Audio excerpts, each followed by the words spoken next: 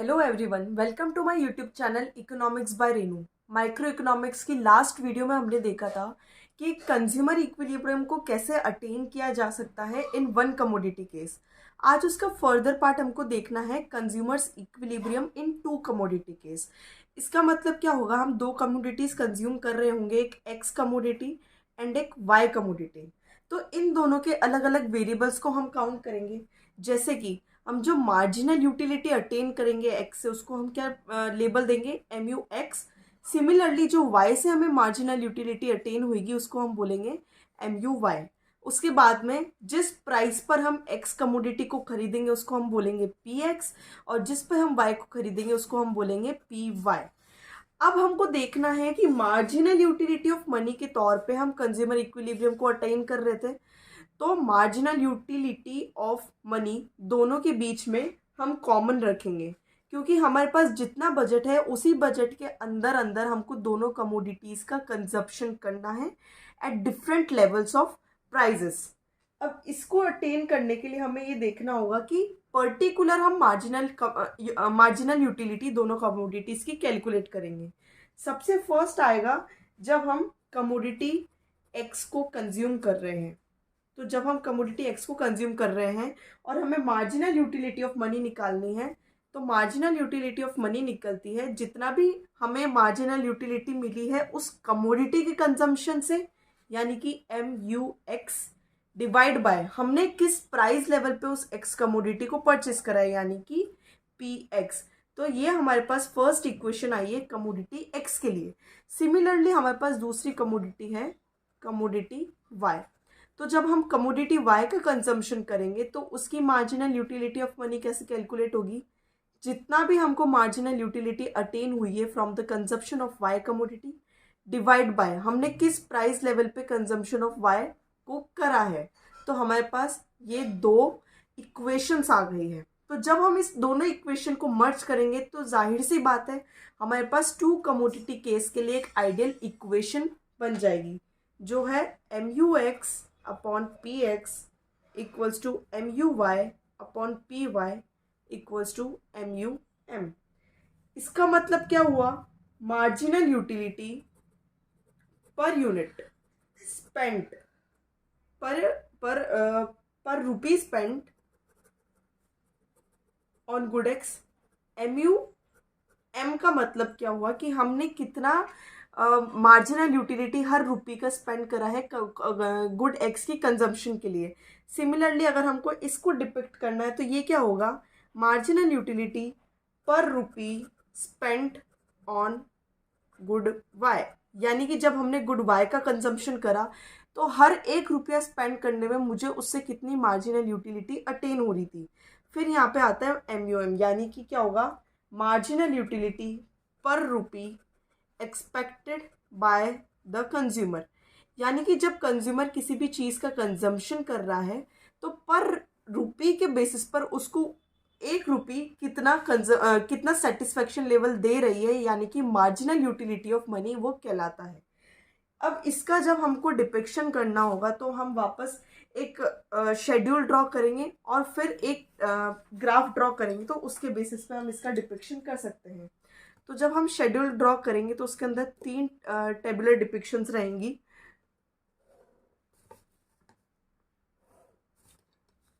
First पे हम रखेंगे यूनिट्स, फिर एम यू एक्स और एम यू वाई। यहाँ पे हो गया यूनिट्स कितनी आप कंज्यूम कर रहे हो, एम यू एक्स यानी कि कमोडिटी एक्स का काउंट करेंगे, एम यू वाई यानी कि कमोडिटी हम वाई का काउंट करेंगे। यहाँ पर हम एक अजम्पशन लेके चल रहे हैं जो है कि price of X equals to price of Y equals to ₹1 per unit. अब आप ये बोलेंगे कि ऐसा क्यों करा है हमने, ताकि एक यूनिवर्सलिटी या फिर हम कह सकते हैं यूनिफॉर्मिटी रह सके हमारी कंक्लूजन्स के अंदर। यानी कि जितने प्राइस लेवल पे हमें पी एक्स मिल रहा है उतने ही प्राइस लेवल पे हमें पी वाई मिलना चाहिए, तब जाकर हम उस चीज़ का कंपैरिजन कर सकते हैं। यानी कि आपने एक कप चाय की ली और एक कप कॉफ़ी की ली, तो दोनों का अमाउंट 5 रुपये ही होना चाहिए, नहीं तो दोनों के अंदर वेरिएबिलिटी आ जाएगी। हमने जब कमोडिटी 1 को कंज्यूम करा तो एम यू एक्स मुझे मिला 17, एम यू वाई मिला 26। सिमिलरली 2, 3, 4, 5 टिल 6 कमोडिटी हमने कंजप्शन करा। हमने ये पहले देखा था MUX और TUX के मतलब उसमें कंसेप्ट में कि जैसे जैसे हम कंजम्पशन इंक्रीज करते जाते हैं हमारी मार्जिनल यूटिलिटी डिक्रीज होती जाती है। तो MUX हमारा 17 था, उसके बाद गिर के 15 हुआ, फिर 12, 10, 7 एंड 5। MUY हमारा 26 था, देन 23, 19, 16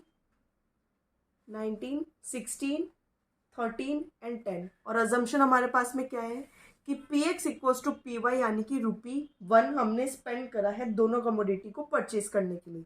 अब हम इसका ग्राफिकल रिप्रेजेंटेशन करेंगे, तब जाके हमें पता चलेगा कि किस लेवल पे हमको कंज्यूमर इक्विलिब्रियम अटेन हो रहा है। तो इस वाले एक्सिस पे हम MUX रखेंगे, इधर हम MUY रखेंगे, इधर हम लेके जाएंगे consumption of commodity X from left to right, और फ्रॉम राइट टू लेफ्ट हम रखेंगे कंजम्पशन ऑफ कमोडिटी Y। ये दोनों हमारे ओरिजिन है, एक को हम लेफ्ट हैंड से डिनोट करेंगे, एक को हम राइट हैंड से डिनोट करेंगे।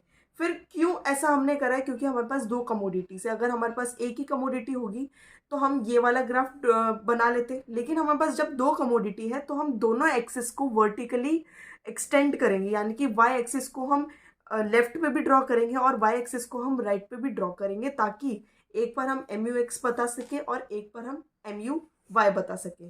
तो जब MUX का ड्रॉ कर रहे हैं तो हमने ये ले लिया कंजम्पशन ऑफ कमोडिटी X, यानी कि आप इसको अगर एक हाथ से छुपा दे तो जब आपने Y एक्सिस पे MUX रखा है तो X एक्सिस पे क्या आ जाएगा, उसका कंजम्पशन। फिर MUX को छुपा दे तो Y एक्सिस पर अगर हमारा MUY है तो X एक्सिस पर हमारा क्या आ जाएगा, कंजम्पशन ऑफ कमोडिटी Y। तो जो हमने यहाँ पर मतलब अमाउंट लिखी है उसी को हमें यहाँ पे लिखना है वापस से ग्राफ के ऊपर। 1, 2, 3, 4 टिल 10 तक, 4, 5, 6, 7, 8, 9 एंड 10। देन यहाँ से 0 हो जाएगा। और अगर हम इसको रिवर्स कर दे पूरी स्केल को तो फिर ये क्या हो जाएगा, जहाँ पर 10 है वो 1 हो जाएगा, 9 पे 2, 8 पे 3, 7 पे 4, 6 पे 5, 6, 7, 8, 9 एंड 10। तो जब हम ये वाली स्केल देख रहे हैं तो हम नीचे वाले नंबर्स को रेफर में लेंगे, और अगर हम इस वाली स्केल को देख रहे हैं तो हम ऊपर वाले नंबर्स को रेफर में लेंगे। तो जब हम MUX को प्लॉट कर रहे हैं तो हम फ्रॉम लेफ्ट टू राइट उसको प्लॉट करेंगे, यानी कि फर्स्ट पे मेरा कंजम्पशन हुआ है 17 का, तो मैं यहाँ पे 5 स्केल्स का एक सेगमेंट ड्रॉ कर लूँगी, 15, 20, 25 एंड 30।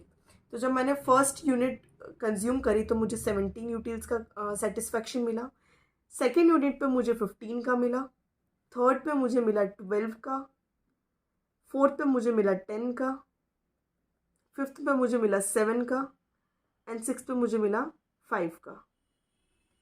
तो ये एक डाउनवर्ड स्लोपिंग कर्व बन जाएगा, यहाँ पे थोड़ा सा टेढ़ा हो गया ये, लेकिन जब हम इसको सारे पॉइंट्स को मैच करेंगे तो ये एक डाउनवर्ड स्लोपिंग कर्व बन के निकलेगा।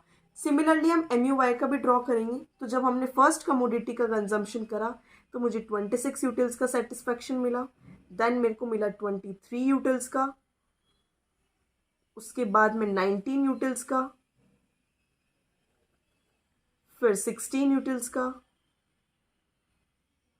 देन 13 यूटिल्स का,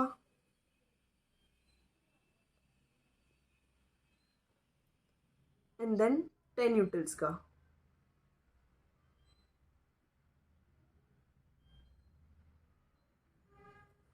तो जब हम इन दोनों ग्राफ्स को ड्रॉ करके इनके पॉइंट्स को मैच करेंगे तो हमारे पास में कुछ ऐसा कर्व बन के आएगा। ये होगा हमारे पास जो डाउनवर्ड स्लोपिंग आ रहा है राइट टू लेफ्ट, ये हो गया हमारा MUY का ग्राफ, और जब हम लेफ्ट टू राइट आ रहे हैं तो ये हो गया हमारा MUX का ग्राफ। तो हम इक्विलिब्रियम कब डिसाइड करते हैं, जब दो पॉइंट्स एक पॉइंट पर आके कॉन्ट्राडिक्ट कर जाए। यहाँ पे हमारा कौन सा ये पॉइंट आ रहा है, ए पॉइंट, ये हो गया हमारा इक्विलिब्रियम, पॉइंट ऑफ इक्विलिब्रियम जो है MUX इक्वल्स टू MUY। यानी कि ये वो पॉइंट है जब हमें दोनों कंजम्पशन का एक सेम सेटिस्फेक्शन लेवल अटेन हो रहा है, जब मैं दोनों पर सेम यूनिटों का खर्चा कर रही हूँ। यानी कि MUX इक्वल्स टू MUY, दोनों का मुझे सेम लेवल ऑफ सेटिस्फेक्शन मिल रहा है। कौन से यूनिट पे, 4 यूनिट पे। तो यहाँ से मुझे क्या पता चला कि जब मैंने 2 कमोडिटी केस देखा, मैंने दोनों कमोडिटी की वैल्यूज डिसाइड करके उसका ग्राफिकल नोटेशन बनाने के बाद में जब पॉइंट्स को ज्वाइन करा MUX और MUY का, तो हमें ये पता लगा कि 4th यूनिट की कंजम्पशन पे MUX इक्वल्स टू MUY है। The consumer consume 4 units of commodity X, 4 units of commodity X and 6 units of commodity Y। यही आ रहा है यहाँ पर, क्योंकि इधर मेरा 10 आ रहा था और इधर मेरा 10 आ रहा था। ठीक है, तो जब ये दोनों वैल्यू इक्वल हो जाएगी तो मेरा इक्विलिब्रियम पॉइंट आ जाएगा। अब यहाँ से कंसेप्ट निकल के आता है law of equi marginal utility. ये अक्सर 2 नंबर के क्वेश्चंस में फ्रेम होता है, law of equi marginal utility. Law of equi marginal utility हमें ये बताता है कि कंज्यूमर एक इक्विलिब्रियम पॉइंट पर आकर स्ट्राइक होएगा, यानी कि consumer strikes is equilibrium when the last rupee spent gives him equal marginal utility whether he spends it on good X or good Y। यानी कि वो 1 रुपए को भले से गुड X पर स्पेंड करे या गुड Y पर स्पेंड करे, उसको इक्वल लेवल ऑफ सेटिस्फेक्शन अगर अटेन हो रहा है तो वो कहलाएगी हमें law of equi marginal utility. यानी कि जब हम 2 कमोडिटी केस को देख रहे हैं, हम दोनों चीज़ का कंजम्पशन एक साथ कर रहे हैं ऑन द असम्पशन दैट कि हमारा PX और PY इक्वल है। तो जब हम लास्ट रुपी हमने जो स्पेंड करा है, यानी कि मान लीजिए अगर मैंने एक ही कंजम्पशन करा है तो मेरा ये लास्ट रुपी स्पेंड हुआ। अगर मेरा कंजम्पशन 4th यूनिट तक है तो मेरा 4th यूनिट लास्ट कंजम्पशन हुआ।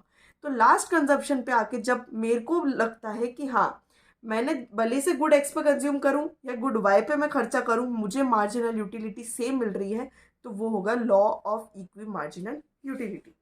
इसी के साथ में आपका ये वाला चैप्टर जो था 3rd chapter I think so, वो खत्म हो चुका है, जो था कंज्यूमर इक्विलिब्रियम के अंदर आपको देखना था कि 1 कमोडिटी केस क्या हुआ, 2 कमोडिटी केस क्या हुआ, आपने यूटिलिटी क्या होती है, डिफरेंट टाइप्स ऑफ यूटिलिटी कैसे मेजर करी जाती है, यानी कि यूटिलिटी एनालिसिस भी हमने देखा। अगर फिर भी आपको कोई डाउट रहता है तो आप कमेंट सेक्शन में बता सकते हैं। एंड आई होप कि आपको ये सारे कंसेप्ट अच्छे से क्लियर हो रहे होंगे। Thank you.